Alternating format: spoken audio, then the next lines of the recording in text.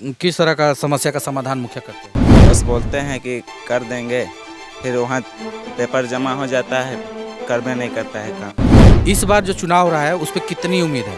उम्मीद तो बहुत ज़्यादा है, लेकिन करेंगे तब ना। ऐसा तो बोलते हैं पर करते नहीं कोई नहीं। और हम लोग जरियागढ़ में मोरम रोड तक बनने नहीं पा रहा है। हम लोग डोढ़ा जाते हैं नहाने के लिए, नदी जाने से पहले ही वहाँ हम लोग गिर जाते हैं। ग्रामीणों का कहना है कि कोई भी या फिर पंचायत प्रतिनिधि हो या फिर कोई एमएलए एमपी हो, चुनाव जीतने के बाद गायब हो जाता है। आप भी अगर गायब हो गए तो? सही बात है, नदारद हो जाते हैं। आपकी प्राथमिकता क्या होगी? कैसे पढ़ना चाहिए, कैसे उनको आगे बढ़ना चाहिए, ये मेरा पहला मूलभूत उद्देश्य है। दूसरा, गांव में रहने वाले जितने भी शिक्षित बेरोजगार नौजवान हैं उनको रोजगार उपलब्ध कराना। गांव की सरकार बनाने के लिए ग्रामीण तत्पर हैं और इन दिनों यदि किसी भी गांव में यदि आप घुसते हैं तो आपको सीधे तौर पे झुंड दिखेगा। आप हैरान मत होइएगा, वो ग्रामीण है जो अपने प्रत्याशियों को या तो जिताने के लिए खड़े हैं या फिर सभाएं कर रहे हैं या फिर कोई ठोस रणनीति बना रहे हैं ताकि उनका प्रत्याशी जीत जाए या फिर उनके फेवर में वे वोट करें। हमारे पीछे जितने भी ग्रामीण मौजूद हैं, इस वक्त हम खूंटी जिला अंतर्गत जरिया थाना क्षेत्र के जरियागढ़ में ही मौजूद हैं और जरियागढ़ पंचायत में हम यहाँ पर मौजूद हैं और हम जानेंगे कि चुनावी और गांव की सरकार बनाने के लिए यहाँ के युवा कितने तत्पर हैं, कितना उम्मीद है गांव का सरकार बनने जा रहा है, जो हमारे सब सुख दुख में साथ दे। कौन कौन मुखिया अभी तक साथ दिया है? अभी तक तो ऐसे कोई जितना मुखिया अभी तक बना या फिर पंचायत प्रतिनिधि बना, अभी तक तो कोई ऐसे साथ नहीं दिया है। हाँ। आपके गांव में क्या क्या है? सड़क, पेयजल, ये सब का सुविधा है? थोड़ा थोड़ा है, बहुत ना क्या तो कम बराबर। समस्या अगर गांव में होता है तो आप किसके पास जाते हैं? मुखिया के पास। क्या किस तरह का समस्या का समाधान मुखिया करते हैं? बस बोलते हैं कि कर देंगे, फिर वहाँ पेपर जमा हो जाता है, करने नहीं करता है काम।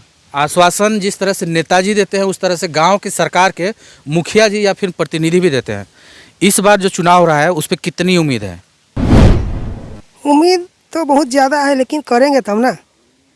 ऐसा तो बोलते हैं पर करते नहीं कोई भी। आपके गांव में क्या क्या सुविधा अभी तक है? हम लोग के गांव में सुविधा तो बहुत कम है। देखिए हर गांव में देख रहे हैं काला रोड है और हम लोग जरियागढ़ में मोरम रोड तक बनने नहीं पा रहा है। हम लोग डोढ़ा जाते हैं नहाने के लिए, नदी जाने से पहले ही वहाँ हम लोग गिर जाते हैं। गांव में सड़क नहीं है, बिजली है यहाँ? बिजली है लेकिन वैसा नहीं रहता है। ये ढोढ़ा जाते हैं, ढोढ़ा का मतलब होता है कि नदी की तरह ही गांव में ढोढ़ा तरह से जल जमा होता है, वहीं पर पानी रहता है और उसी का उपयोग किया जाता है। हर बार पंचायत चुनाव होता है, गांव के सरकार को चुना जाता है। इस बार क्या उम्मीद लेकर आप यहाँ पर खड़े हैं? इस बार हम लोग का बहुत उम्मीद है, मुखिया का चुनाव हो रहा है।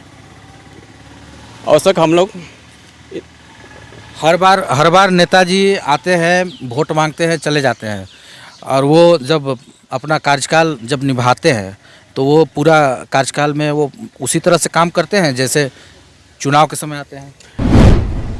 जीत जाने के बाद भूल जाते हैं नेता लोग, ये काम करेंगे वो काम करेंगे। बाद में हम लोग का गांव में अभी पीछे से रोड नहीं है, पानी का असुविधा है, इसलिए पूर्ति नहीं है। गांव में पीछे से चाहिए, गांव में वो भी नहीं है। तो गांव की सरकार इस बार जो बन रही है उससे किस तरह का उम्मीद है? बहुत उम्मीद है इस बार। कितने यहाँ पर ये जरियागढ़ पंचायत में कितने मुखिया खड़े हैं? 5 मुखिया खड़े हैं। ये बताइए कि आप युवा लग रहे हैं और युवा ही है, तो गांव की सरकार बनने जा रही है, आप लोग यहाँ पर लगभग सब युवा ही हैं जी। तो क्या उत्साह लेकर यहाँ पर खड़े हैं आप लोग? हम लोग की कुछ मुखिया से कुछ उम्मीद भी है, लेकिन वह उम्मीद जो है ना, ये मुखिया पूरा नहीं करते हैं, अधूरा काम करके छोड़ देते हैं। मतलब कि हर बार चुनाव आता है उसमें तो मुखिया तो आते होंगे ना, आपके गांव तो आते हैं? जी नहीं, ये वैसा तो नहीं आते हैं, लेकिन आते हैं, लेकिन 2-3 महीना में एक बार आते हैं। यानी कि जीतने के बाद गायब हो जाते हैं? नहीं, अपना गांव में रहते, पंचायत पूरा घूमते नहीं घूमते हैं। तो उससे क्या क्या दिक्कत होता है, परेशानी होता है कोई? जी बहुत सारी यह समस्याएं होती है मुखिया से। यह मिलने में बहुत ही ये होता है, दिक्कत होता है और मिल नहीं पाते हैं हम लोग ये मुखिया जी से, तो बहुत ही बुरा फील मान लीजिए गांव में अगर कोई दिक्कत हो गया तो सबसे पहले तो मुखिया को ही खोजते हैं। जी जी जी मुखिया खोजते हैं। तो उस समय तो उम्मीद लगता होगा कि हाँ हमारे मुखिया अगर अच्छा रहे हाँ या फिर जनप्रतिनिधि अच्छा रहे तो हमारे लिए काम करें। हाँ जी। तो अभी आप लोग यहाँ पर इतना जुटे हुए हैं, कुछ खास मकसद?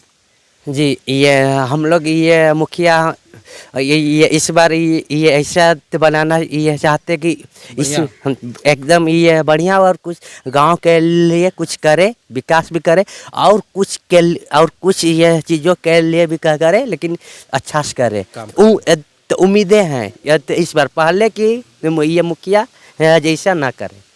अच्छा, ये आपसे जानना चाहेंगे, आप अपना परिचय दीजिए।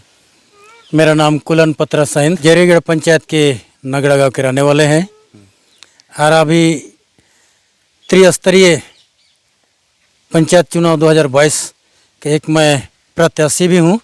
अच्छा, आप प्रत्याशी हैं? प्रत्याशी किस पद के लिए हैं? हम मुखिया पद के लिए। अच्छा, मुखिया पद के लिए हैं। तब तो आपसे तो गांव वाले का काफ़ी उम्मीद है, और जिस तरह से बात आप सुन रहे थे अभी जितने ग्रामीण उन्होंने जो समस्या आपको सुनाई और बताए, मैं उनका उम्मीदों को धरातल पर लाने के लिए ही मैं एक प्रत्याशी के रूप में इस बार खड़ा हूँ। ग्रामीणों का कहना है कि कोई भी या फिर पंचायत प्रतिनिधि हो या फिर कोई एमएलए एमपी हो, चुनाव जीतने के बाद गायब हो जाता है। आप भी अगर गायब हो गए तो? सही बात है। अभी तक जो भी यहाँ संसद हुआ, विधायक हुआ, मुखिया हुआ, पंचायत समिति सदस्य हुआ, यहाँ तक कि वार्ड सदस्य भी नदारद हो जाते हैं।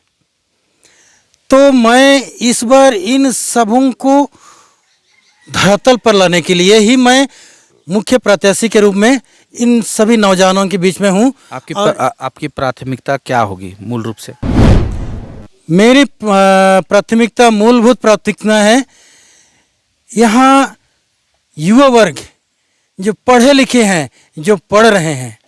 सबसे पहले मैं कहना चाहूँगा, अभी 2 साल से स्कूल कॉलेज में पढ़ने वाले बच्चियों के लिए नहीं, स्कूल कॉलेज तो वो विभागीय काम है। आप अपने गांव के लिए, पंचायत के लिए क्या करेंगे? वही चीज़ मैं बोलने जा रहा हूँ। 2 साल में पढ़ने लिखने बच्चियों के लिए बड़ी तकलीफ हुआ। यहाँ के ग्रामीण कम पढ़े लिखे हैं, जो भी पढ़े लिखे हैं वो अपने गांव एरिया को छोड़ करके शहरों में दूसरे जगह जाते हैं पढ़ाई, दूसरे जगह चले जाते हैं। तो पढ़ने लिखने बच्चों को, नौजवानों को कैसे पढ़ना चाहिए, कैसे उनको आगे बढ़ना चाहिए, ये मेरा पहला मूलभूत उद्देश्य है। और दूसरा, गांव में रहने वाले जितने भी शिक्षित बेरोजगार नौजवान हैं उनको रोजगार उपलब्ध कराना। रोजगार उपलब्ध कराना तो सरकार की प्राथमिकता है, बड़ी प्राथमिकता है, जो धरातल पे नहीं उतर पाती है। आप मुखिया होकर अगर चुनाव जीत जाते हैं तो बतौर मुखिया कैसे आप रोजगार दूर कीजिएगा? रोजगार दूर नहीं करना है, हमको रोजगार उपलब्ध कराना है। हाँ, किस तरह? यहाँ नरेगा के तहत जो भी काम होता है आजकल उसको भी लिपापोती लोग कर देते हैं। भ्रष्टाचार की बू जिधर भी जाइएगा हर तरफ आपको भ्रष्टाचार की बू आती है। यहाँ तक पीएम आवास हमारे 9 वार्ड है हमारे जरीगढ़ पंचायत में। 9 वार्ड में से आपका 7 वार्ड नदारद है। आज तक कहीं पर आपको इंदिरा आवास देखने के लिए मिलता नहीं है। ये तो तमाम समस्या है, लेकिन जिस तरह से बताया जा रहा है कि पीने की सुविधा नहीं है, सड़क नहीं है। एक आम आदमी को सड़क, पेयजल, शिक्षा यही मूलभूत चीज़ है। तो इस पे आप करेंगे पहल? जरूर करेंगे। यही सब देख करके हमको मजबूरन हमको मुख्य पद में खड़ा होना पड़ा है। और निश्चित रूप से ये आश्वासन नहीं है, मेरा पूर्ण विश्वास है जवानों के साथ मिल करके हर समस्या का समाधान करने के लिए मैं वचनबद्ध हूँ। ये मुखिया प्रत्याशी कुलन पत्रस आइंद ये जरियागढ़ पंचायत में खड़े हैं, और जिस तरह से तमाम यहाँ पर जो लोग जुटे हुए हैं, वे भी अपने प्रत्याशियों को के समर्थन में ही यहाँ पर कमोबेश खड़े हैं। उम्मीद करते हैं कि गांव की सरकार जब बने तो बेहतर बने, साफ, स्वच्छ और ईमानदारी पूर्वक काम हो, ताकि ग्रामीणों को किसी तरह की परेशानियों का सामना ना करना पड़े। फिलहाल के लिए इतना ही। बने रहें SRP न्यूज़ के साथ। नमस्कार।